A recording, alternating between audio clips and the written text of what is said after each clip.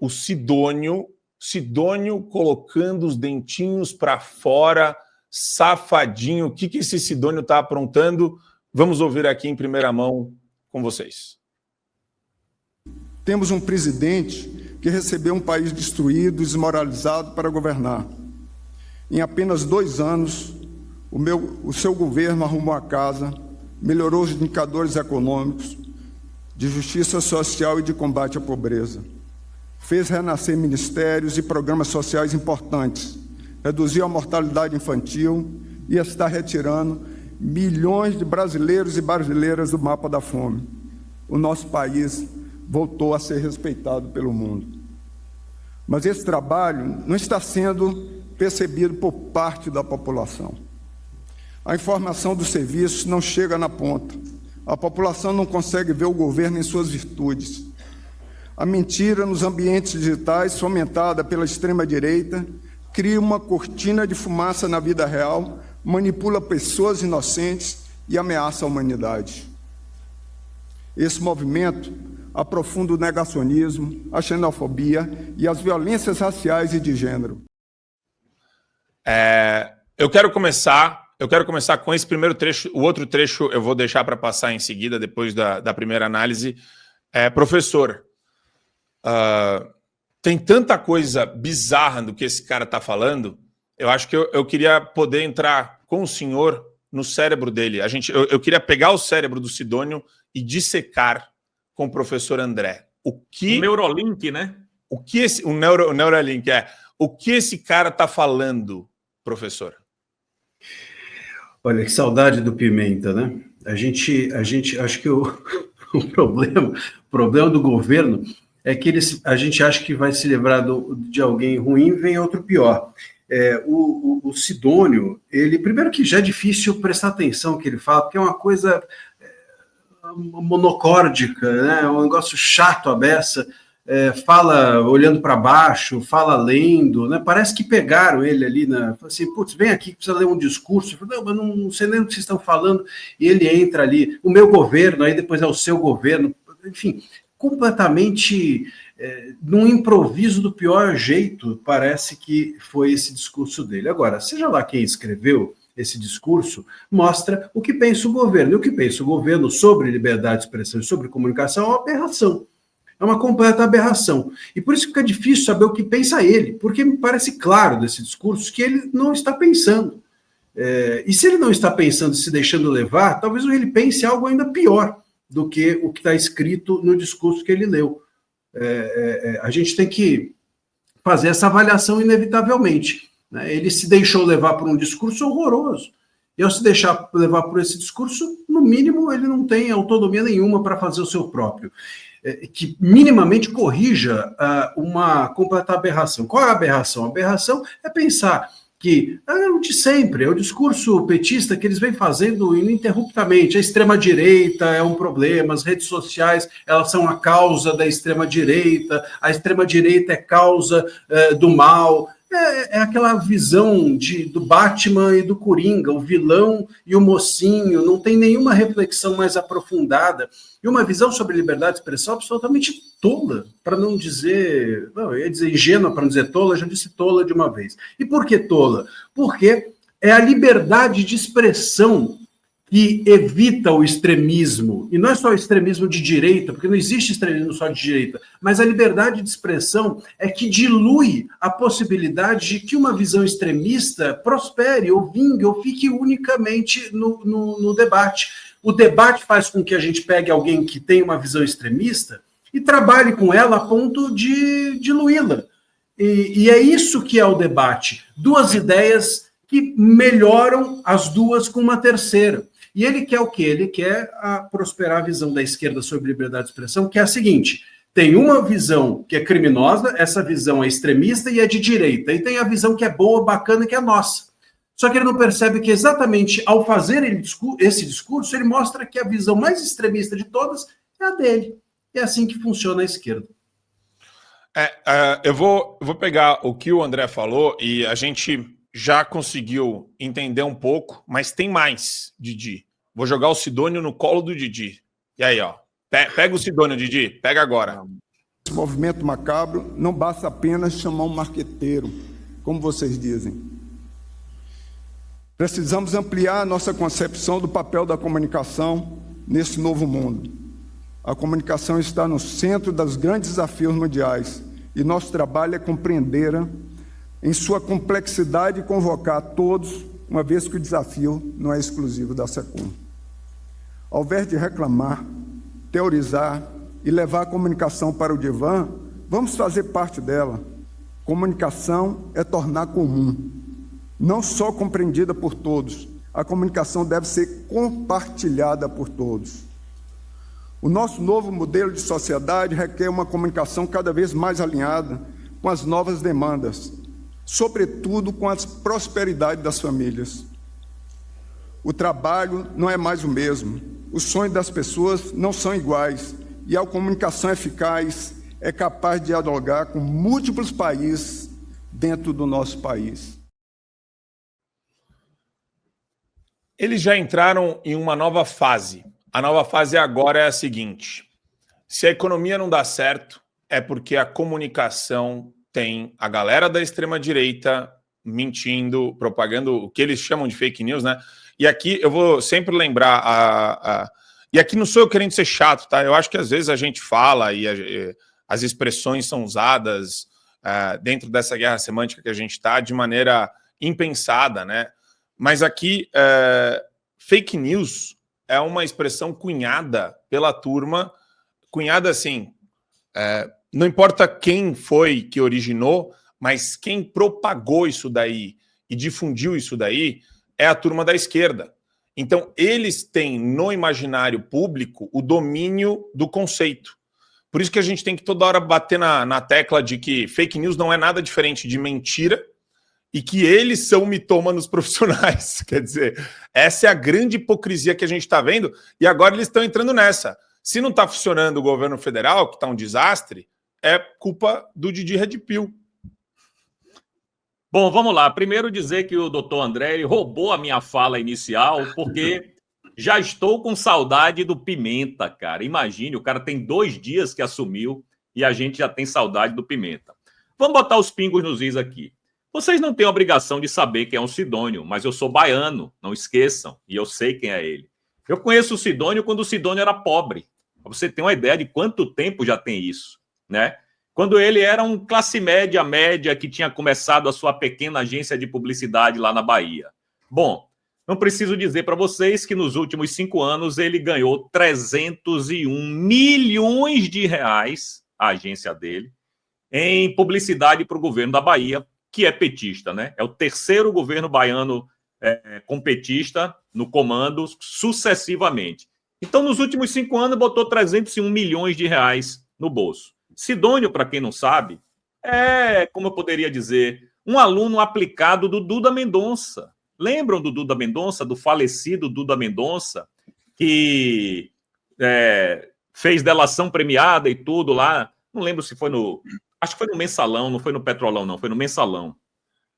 Então ele é filhote do Duda Mendonça, né? Vem na linha, na escola do Duda Mendonça, e é por isso que ele é o marqueteiro escolhido pelo presidente Lula. Não vamos nos esquecer também que ele pagou uma multa para encerrar uma ação judicial por fraude da empresa dele, a Layout, né, que é uma agência de publicidade na Bahia muito famosa, que evidentemente ficou gigantesca nos governos petistas, e ele pagou 301 mil reais para encerrar essa contenda lá na Bahia, né? Então, quem está dizendo isso não sou eu, não adianta me processar, é o Ministério Público da Bahia, que entrou com essa ação com ele lá, ele reconheceu o erro, pagou a multa de 301 mil. Enfim, isso aí é apenas uma pequena parte do passado do Sidônio, que talvez quem esteja nos assistindo aí não saiba, né? Ninguém tem a obrigação de saber, mas eu, como baiano, e bom baiano, e sei muito bem quem é a peça, a gente pode dizer. O que eu posso dizer para vocês é o seguinte... a gente vai ter saudade de Pimenta. Sidônio é muito ruim de comunicação. Por incrível que pareça, o ministro da SECOM, ele é muito ruim de comunicação.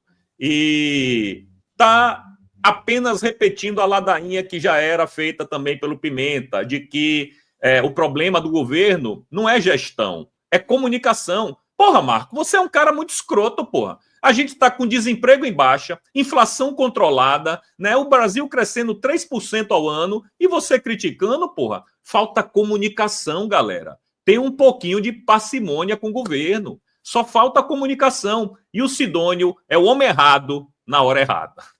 Eu estava ouvindo, e eu recomendo à audiência que não faça isso, porque isso, a longo prazo, gera doenças graves, né? Eu tento me precaver, eu tomo... eu tento me prevenir, né? Com hora pro nobis. Eu estava vendo o ICL, que é o Instituto Conhecimento Liberta, da turma da extremíssima esquerda, que se auto-intitula revolucionário. E aquele cara que é duro de falar o nome dele, o Fábio Panunzio, falando que o governo do Maduro não consegue entregar pela comunicação os ganhos e as conquistas sociais que o governo alcançou.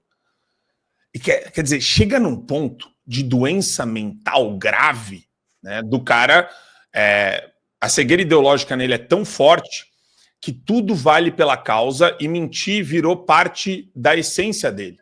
Então, não vale tudo para massacrar qualquer pessoa que vá contra o governo, porque o governo, segundo eles, quer colocar o paraíso na terra, matando gente, transformando a população da Venezuela em 94% de miseráveis. Quer dizer, esse é o ponto, né? Eles querem buscar o paraíso na terra, matando todo mundo e transformando isso daqui no inferno. E tem gente que acredita ainda que a esquerda vai buscar o paraíso. Quer dizer, tem que ser uma coisa assim muito, muito grave, né? E mesmo assim, a gente tem mais um vídeo que eu queria colocar para vocês, falando sobre o Lula. Vamos colocar aí para vocês. Ministro, o senhor falou que o governo não pensa em reeleição, mas o senhor assume no segundo tempo, quer dizer, na segunda metade do governo, e há quem diga que, inclusive, o seu ministério deveria se chamar Ministério da Reeleição. Queria o seu comentário sobre isso, porque a gente sabe que o senhor fez a campanha de Lula em 2022 e tem uma relação próxima com o presidente, já devem estar olhando para 2026? Não, assim, eu falei com você, Ana, assim, que a gente está falando do governo. Então, o governo, ele quer mostrar tudo que está sendo feito e o que ele vai fazer até 2026, que termina o mandato do presidente Lula. A eleição é outra coisa, como assim, eu digo assim, é consequência, né? Então, o que a gente está preocupado é de mostrar os feitos do governo, que não são poucos. E isso é importante. E o que o governo ainda continua fazendo.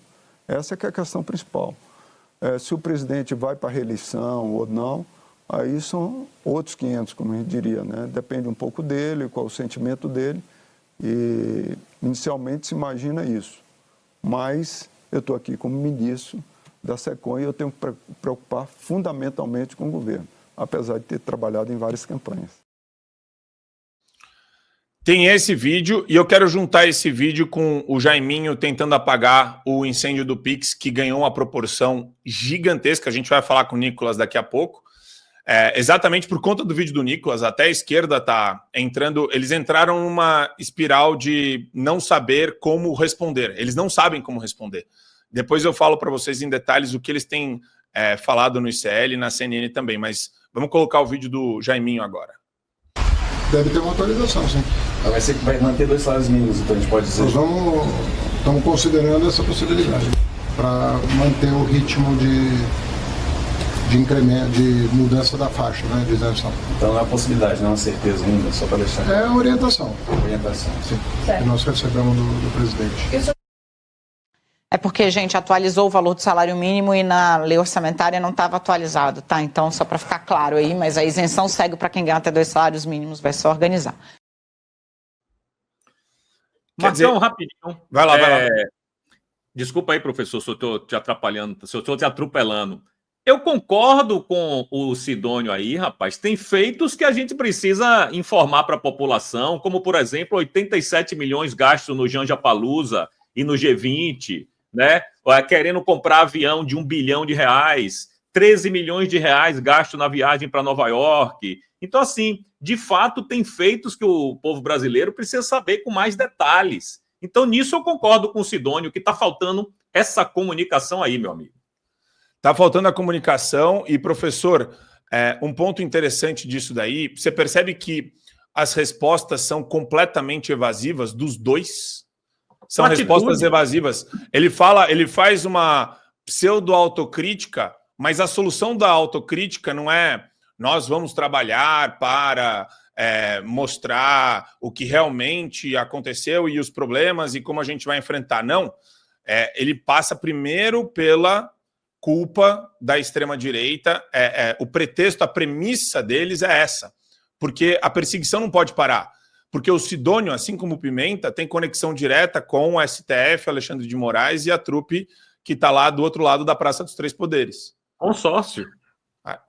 Olha, eu tinha um amigo que deu aula comigo num cursinho conhecido aqui de São Paulo, e ele dizia, uma vez eu falei para ele, nunca te deu branco? Tipo, porque aula de cursinho, né, você vai com ela toda na cabeça. Eu falei, nunca te deu um branco? Eu falei, às vezes me dá branco, eu esqueço a aula.